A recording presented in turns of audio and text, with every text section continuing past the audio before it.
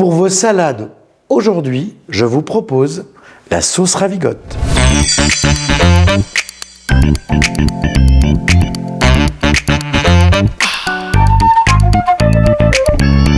La sauce ravigote, je ne peux plus m'en passer.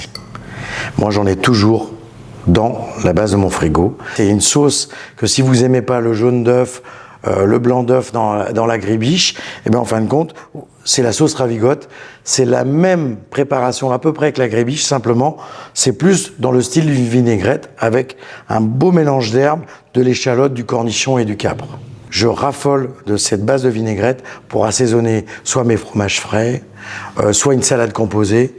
Vous allez voir, c'est super simple. Alors, la seule difficulté, c'est que, je dirais, c'est pas une difficulté, mais il faut préparer une belle quantité. Parce qu'il faut minimum une botte d'estragon, une botte de cerfeuil, une botte de persil. Donc forcément, vous allez avoir un volume de sauce assez conséquent. Mais un petit avantage, je dirais même un gros avantage, c'est que ça se garde super bien au réfrigérateur, fermé, dans un petit bocal comme ça. Forcément, si vous avez 1 litre ou 2, vous pouvez faire plusieurs petits bocaux. Ça se garde super bien. Ce qui vous permet d'avoir ça sous le coude en permanence. De l'échalote, moi je l'ai ciselée. Vous pouvez très bien la préparer aussi avec vos herbes, avec le petit mixeur plongeant. Moi je l'ai ciselée parce que je trouve que on garde mieux l'échalote et on sent plus le croquant quand c'est coupé à la main qu'à la machine. Mais ça, c'est personnel. Si vous n'avez pas envie ou que vous n'avez pas la technique avec le couteau pour bien ciseler, vous pouvez le faire au robot. Alors je mets à peu près 100 g d'échalote ciselée. Le cornichon, c'est pareil. Moi, je l'ai coupé en petits cubes parce que je veux encore garder ces petits morceaux. Je mets 100 g de cornichon. La recette reste assez simple. J'essaye de garder les mêmes proportions. 100 g de cornichon bien taillés en petits cubes. Des capres. J'ai pris des petits capres. Alors, je les coupe pas. Je les laisse entiers et je garde même le vinaigre qui a servi pour les capres. Ça va me servir pour me faire ma base de vinaigrette. Le petit vinaigre blanc qui marine dans les petits bocaux, gardez-le. Je trouve que ça donne un bon petit goût à la vinaigrette. Les capres, vous les laissez entiers. Si vraiment ils sont trop gros, bah coupez-les. Mais le but du jeu, c'est quand même qu'on sente ces petits capres quand on mange cette petite vinaigrette là. Je verse tout dans mon saladier. Je vais mettre cette petite préparation de côté. Je vais prendre mes herbes fraîches, un beau verre mesureur, le cerfeuil, j'ai enlevé les tiges, j'ai à peu près 30 grammes. Quand vous avez une botte de cerfeuil, c'est à peu près 30 grammes de cerfeuil. J'ai enlevé les tiges, je l'ai passé à l'eau, légèrement vinaigré, essoré dans l'essoreuse à salade, et je vais le déposer dans mon verre mesureur. Vous voyez, j'ai choisi un grand verre parce que si je veux bien mixer, je vais être un petit peu obligé.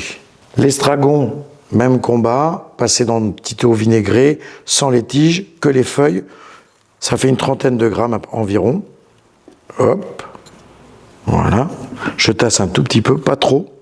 Et je termine par le persil plat. On aurait pu faire l'inverse, je dis je termine, mais le but c'est de mélanger les herbes. Et le persil, on a plus 50 grammes. Une botte de persil, ça fait à peu près 50 grammes de feuilles. Voilà, toujours pareil, j'ai enlevé les tiges. Là, vous voyez, j'en ai une qui est un peu grosse. Hop, voilà. Voilà, j'ai à peu près 50 grammes de persil. J'en ai assez. Je vais ajouter l'huile pour pouvoir mixer. Et puis en même temps, pour conserver ma petite vinaigrette, j'ai 150 grammes d'huile d'olive et une centaine de grammes d'huile neutre. Alors là, j'ai pris de la tournesol. Vous pouvez prendre de la colza. Ça pose pas de problème. Alors l'arachide, on peut en mettre aussi. Je n'utilise pas trop d'arachide parce qu'il y a beaucoup d'allergies, donc c'est pour ça. Et là, je vais y aller tout doucement.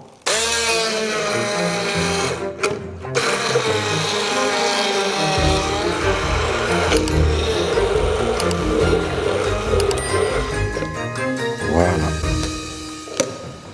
Alors forcément, nous, quand je dis nous, c'est en cuisine, dans mon restaurant, je ne hache pas aussi fin les tiges, les feuilles, je les fais à la main.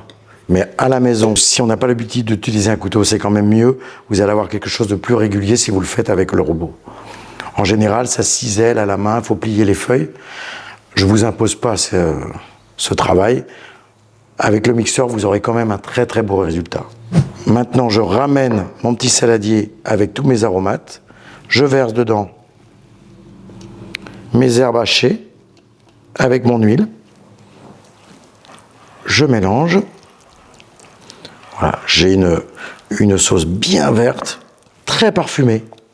Vraiment, l'estragon, le cerfeuil, le persil, voilà, vous allez avoir une sauce vraiment très parfumée. Alors, dans la ravigote, normalement, on y met de la moutarde.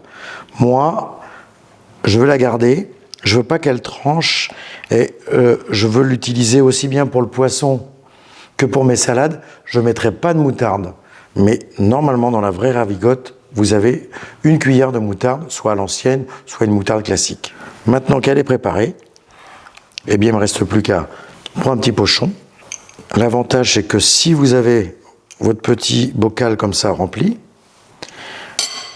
tant que vous ne l'ouvrez pas, vous mettez ça dans la porte du frigo, ça ne va pas bouger. Là, avec ce qu'on a fait, on a à peu près 3, voire peut-être 4 bocaux. Et vous allez voir, je vais vous glisser quelques recettes bientôt avec cette vinaigrette qui est une tuerie. Merci d'avoir partagé ce moment avec moi et à tout de suite pour une nouvelle recette.